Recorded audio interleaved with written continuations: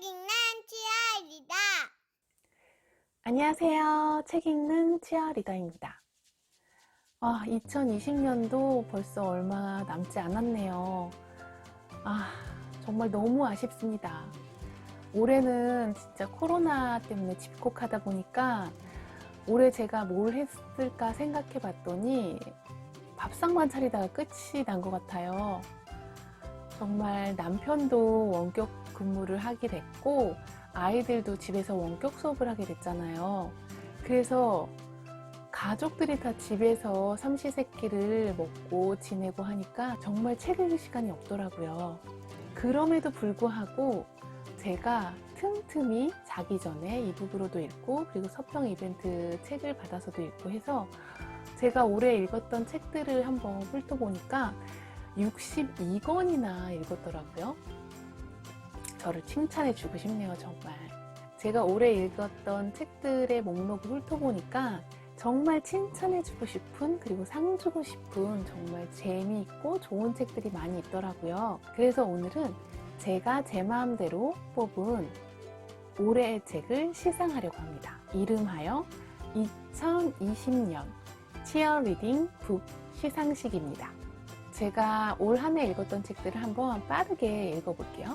파도가 지나간 후, 나의 아름다운 고독, 저기를 담아 애정을 고백하는 법, 편의점 인간, 울트라 러닝, 데일 카네기 인간 관계론, 맥베스, 인간의 척도, 오셀로, 햄릿, 리어왕, 대도시의 사랑법, 먼 바다, 위저드 베이커리, 데일 카네기 자기 관리론, 데일 카네기 성공 대화론, 더블 판타지, 러브홀릭, 초등 1학년, 수학과 친해지면 모든 공부가 쉬워진다, 더 해빙, 오래된 비밀, 기묘한 러브레터, 아이와 미술에 대해 이야기하는 법, 푸른아빠 거울육아, 하벤 길마, 변기에 빠진 세계사, 세계미래 보고서 2021년, 길 위에서 하버드까지, 워터댄서, 12월의 어느 날, 코로나 사피엔스, 프리즘, AI 최강의 수업, 바이드노믹스, 달러구트 꿈 백화점, 올해 준비해온 대답, 레스, 완벽한 아이, 우리의 불행은 당연하지 않습니다. 그 환자, 지구에서 하나뿐, 배움의 발견, 당신이 절대 버리지 말아야 할 것, 다움, 연결, 그리고 한 명, 그림 속으로 들어간 욕망과 탐욕의 인문학, 나의 기억을 보라, 국제 바칼로레아 IB가 답이다, 당신 지식의 세계관, 뉴 노멀, 미래 교육을 멘토링하다, 바이든 이펙트, 2020년에서 2022년, 코로나 쇼크 이후 세계의 변화, 창의력부터 사고력까지 아이의 공부머리가 바뀌는 K 하부루타, 유튜브 트렌드 2021년, 파과, 아가미, 버드 스트라이크, After We Collided, It Ends With Us, 잠수내 초등 1, 2학년 공부법, 트렌드 코리아 2021년, 고래, 사랑 없는 세계. 제가 책을 소장하는 걸 별로 좋아하지 않아요. 그래서 책들을 지인에게 많이 선물하거나 아니면 기부를 하거든요.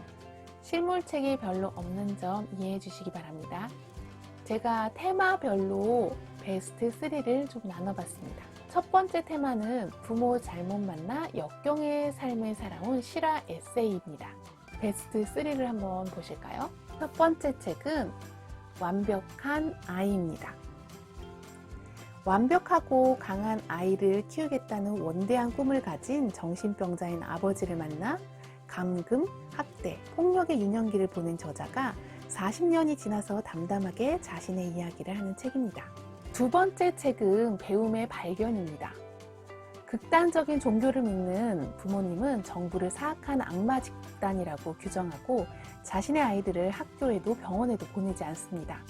큰오빠의 폭력과 위험천만한 곳에서의 아동노동, 착취 등이 일상적으로 벌어지는 그곳에서 그녀는 작은오빠의 도움으로 배움을 알게 되고 대학교에 진학하면서 자신의 삶이 잘못되었다는 것을 깨닫는 여정을 보여줍니다. 세 번째 책은요, 길 위에서 하버드까지입니다. 마약 중독자인 부모 밑에서 그녀와 그녀의 언니는 쓰레기장 같은 집에서 보호받지 못하고 보살핌을 받지 못하는데요. 학교는 무단결석 가고 늘 배를 굼고 있죠. 10대 중반의 집을 나와서 친구 집을 전전하거나 길에서 노숙을 하면서 그녀는 공부를 하게 되고 마침내 자신의 삶을 변화시키기 위해 배움의 끈을 놓지 않게 됩니다. 정말 이 3권의 실화 에세이는 여운이 너무 길게 남아요. 그 어떤 드라마보다 드라마틱한 삶을 살았던 저자인 3 여성들에게 정말 큰 박수를 주고 싶습니다. 정말 강인한 정신력을 가진 여성들이었어요. 두 번째 테마는 영화보다 더 재미있는 책입니다. 첫 번째 후보는 대도시의 사랑법입니다. 개인 저자의 자전적 소설로 연작 소설로 쓰여졌는데요. 희망이 없는 비극적인 상황에서도 시종일관 유머를 잃지 않는 주인공을 보면서 삶은 누구에게나 공평하다는 것을 깨닫게 해주는 책입니다. 게이의 사랑과 삶을 아주 재미있고 유쾌하게 썼더라고요. 두 번째 후보는 파도가 지나간 후입니다. 홍수로 모든 마을이 잠기고 언덕 위에 한 집만 남아 있습니다. 그곳에는 아빠, 엄마, 아이들 9명, 일가족 11명이 있지요. 그 지옥을 탈출할 수 있는 배의 정원은 8명입니다. 누구를 두고 가야 할까요? 그렇게 소설은 시작되는데요. 이야기의 속도감이 굉장히 빠르고 후반부에 반전 또한 있어서 끝까지 손을 놓지 못하는 책입니다. 세 번째 후보는 더 해빙입니다. 부를 원한다면 돈을 소비할 때 충만함을 가득 안고 써야지 비로소 부의 운이 따르게 된다는 내용인데요. 저자는 운명학 마스터인 이서윤 씨를 만나는 과정과 그녀와의 대화를 소설처럼 썼습니다. 너무 술술 읽히고 단순하고 명쾌한 메시지를 동화 같은 이야기에 담아서 여운이 길게 남는 책입니다. 세 번째 테마는 자기 전에 단숨에 읽는 책입니다. 첫 번째 후보는 기묘한 러브레터입니다. 오래전 알고 지냈던 남자가 어느 날 갑자기 메일을 보내오게 되면서 둘의 메일 주고받기가 시작되는데요. 메일을 주고받으면서 그들이 과거에 어떤 사이였고 어떤 관계였으며 어떻게 헤어졌는지가 서서히 밝혀지게 됩니다. 마지막 방전이 정말 굉장한데요. 마지막은 분위기가 완전히 대역전되면서 한동안 긴 여운을 남기고 좀 멍하게 만들더라고요. 두 번째 후보는 달러구트 꿈 백화점입니다. 잠이 든 사람들이 다양한 꿈을 사러 오는 달러구트 꿈 백화점에서 일어나는 일들을 그려낸 동화 같은 소설입니다. 꿈을 사간 사람들이 꿈에 대해 만족하면 설렘 한 방울 같은 긍정적인 감정으로 꿈값을 지불하게 됩니다. 아이 같은 상상력으로 동화 같은 이야기가 펼쳐지는 책입니다. 세 번째 책은 그 환자입니다. 한 정신병원에서 진료도 받지 않는 환자가 30년이나 입원해 있습니다.